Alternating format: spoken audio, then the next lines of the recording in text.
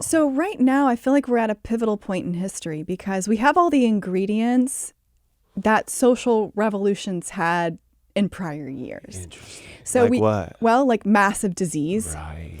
And so a lot of the Starvation and so scarcity. Americans are not starving in terms of wasting disease. You're not seeing like emaciation, but what researchers are calling a hidden hunger, because most Americans are malnourished. And so obesity is like tightly corresponds to micronutrient deficiency. So this person's disease bound because they just don't have the vitamins and minerals. They are on the track for disease. And so that's what the problem is, disease. It's disease. And so basically Dan Buettner, one of his recent books, was talking about how by the year 2030, researchers are expecting 3/4 of the American population to be overweight or obese and 50% to be diabetic. That's alarming. How can we take care of ourselves? That's alarming. Yeah, it's very alarming. And so right now, so much of our life is compartmentalized. You know, you go to the gym to work out, you go to the grocery store for your groceries, and where does friendship fall in? So by doing kind of things what you're doing, like putting in gardens, making authentic friendships, sharing meals multiple times a week, and sharing the food prep too. You're not performing for your friends. You're living with your friends. They come over, you're creating this together. This is a creation. This is artful life. You're enjoying the food. You're discussing the food. You're brainstorming changes, variety. Yeah, it's exciting. It's exciting. And so these revolutions, you know, sometimes throughout history, revolutions are violent. Sometimes they're not, you know, and sometimes they're concertedly not. So with like France, with their bread revolution, bread was heavily taxed. Where our Roman loaf, if you go to the grocery store and you get a loaf of bread, it's been taxed like 151 times, they say, before you get it, based on all the different ingredients and the process of growing it. It's the same story. That's same story, different context. That's exactly right. But when you create these communities and you talk about your recipes and you are eliciting help growing your gardens, that is revolutionary. It is. That is a revolution. I love it. By the way, thank you. We got freeze dried. Literally, this is someone's packaging, but you made this from our, loquats we harvested. Yeah, they're stuffed with yogurt. Revolutionary. Yes. Tangerine juice, yes, ginger juice. Yeah. We can grow this. Yeah, so it can be something, a revolutionary act does not have to be like up in arms. Because I love this. You fight back 3 times a day with what meals you choose to eat. And either you put your wallet away or you fund a system of disease, an economy that profits off your disease. So you put your wallet away, you work on a gift economy with actual friends, and you start to have an artful life, creating meals, creating a wholesome environment for children to grow, relationships that you will grow old within. And that is revolutionary, and that does make societal change. You stop funding the other side. You stop funding the problem. Stop giving your money to somebody that diseases you. Right. And that is revolutionary. How people take it, to what extent. But the simplest, nonviolent way for revolution is put the wallet away when you're at the table.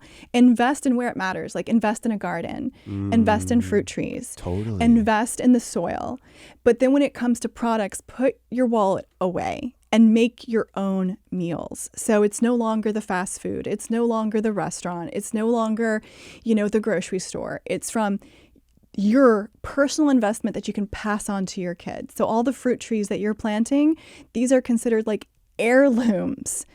You can that tree is going to outlive you. It's amazing. And your child will have that bounty. And so you are creating revolution by actually giving your child something to inherit. Most Americans don't have anything to inherit except landfills and garbage. Yeah. If we keep destroying the soil, you're right. So invest in the soil, you're right. Invest in the trees. Like you're creating a bounty that can be inherited. So invest there and then put your wallet away when it comes to other things. And that's how you create a revolution, because you're forcing societal change at the consumer level. And that is where our power is in American society. We are labeled consumers, whether we're at the doctor's office or in the grocery store.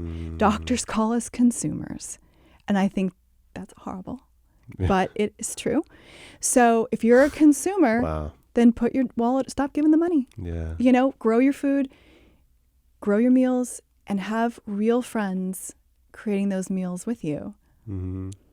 Peaceful revolutionary. Peaceful revolution. Revolutionary, man. No, it's beautiful what you're saying. Yeah, it's an important message. Yeah, because all wars have to be funded, and you've got 3 times a day to choose where to allocate your money. Right. I mean, and in wars, there are sayings like, food will win the war. This is like a war chant.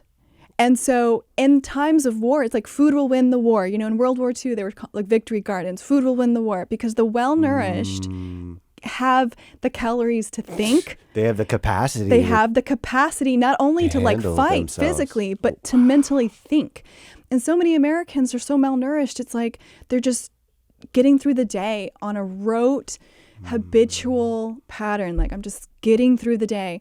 They don't have the nutrients to really ponder change or ponder improvements. And so, food will win the war. And they also talk about how men are digging their own grave with their teeth. So if you want to live a long life, be there for your grandkids, you have to figure out a way for your teeth to nourish you and not put you in your grave. And so all of this is kind of the stuff of revolutions. It's actual day to day. And so there have been studies about war and how they actually put, munitions, like guns and munitions, and how much did that benefit the long-term outcome of the war with nutrition. Interesting. What'd they say? No, it's nutrition. Wow. I mean, because of course. even if you're fighting a drone war, if the person with the drone is mentally incapacitated because they're not well nourished. And plus, isn't that just whoops, life? I dropped it in the wrong place. War is just an insane version of reality. Like, isn't that just life? Like, hey, showing up and being available and like to your fullest capacity, right? Yeah. Same deal. Like, Same just showing deal. up, like our economy or all those things. But war is like, it's insane, right? Yeah, like war of attrition is stop giving money to what doesn't, serve us right now. Exactly. Cut it off. Exactly. What Cut a it trip, off. Man. And they talk about these different tactics. And so This is so good. a lot of times wars begin decades before they are announced. So if you study like World War I and World War II, they have labeled them. It's like the Tower of Babel. They're different words. But you're like, did it stop after World War I? Or did it just roll into World War II? Exactly. And so did we actually recover from World War II? Or have we been malnourished since? And so, you have to look at these times in history as just mile markers. And kind of, even if you look at World War II, there were like 9 years of things happening leading up to it. Right. And during like these epic moments where people glorify these like key battles, but most likely the thing killing people on the battlefield was malnourishment and the subsequent diseases from like being compromised immune wise. You've got a foot problem. You cannot heal because you don't have sufficient vitamin C. So that's death, but it was just a cut. But you're dead. It's winter time. That's it. Not even. It's like any time of, like, if you don't have sufficient vitamin C, your wounds will not heal. Old wounds will reopen. Like, you had a scar. It was like 10 years ago. It just reopened. When did that happen? Man, that's a trip. Because we are so dependent on our system. Yeah. But it doesn't have to be that way. Like, you see it, right? Like, herbalism and all these things could change the game. It's not like down with the government, anti-government, but it's like the thing of tyranny is a hungry populace. Like, throughout history, dictators is like the playbook. You get a population sick and they're easy to control. And so they used hunger, right? Either through, you see this happening all over the world. You starve a populace, that's how you conquer them. Like in Gaza, right? Famine is imminent. So you isolate a group, you make sure famine is imminent. what we have in the United States is a different type of famine. We have a nutritional famine, a hidden hunger. Most Americans are obese or overweight, but yet they're still starving for the nutrients that will keep them healthy. So it's a different type, but it's still the same playbook, just, different manifestation. And so this concept of tyranny has always related back to utter dependence. When you have utter dependence, then you can be a tyrant. And when you have a populace that has life skills, is self-sufficient, has actual cohesive relationships, you've got to play nicely. That's it. You have to play nicely. You have to actually do things that are ethical. Independent You players. have a competent populace that's going to be thinking and thoughtful and able to make decisions for how you're going to govern as their servant leader instead of being a tyrant dictator leader. And so different dynamic. It's a different dynamic. Wow. And so with row crop gardening, things like depending for 60% of our food on one sole crop, that is the stuff of famine. Like you look at the Irish potato famine, like you don't want to do that. No. You want to have diversity. You want to have diversify your portfolio, whether it's with money or food, because they're both essential. We're in the garden. It's existential.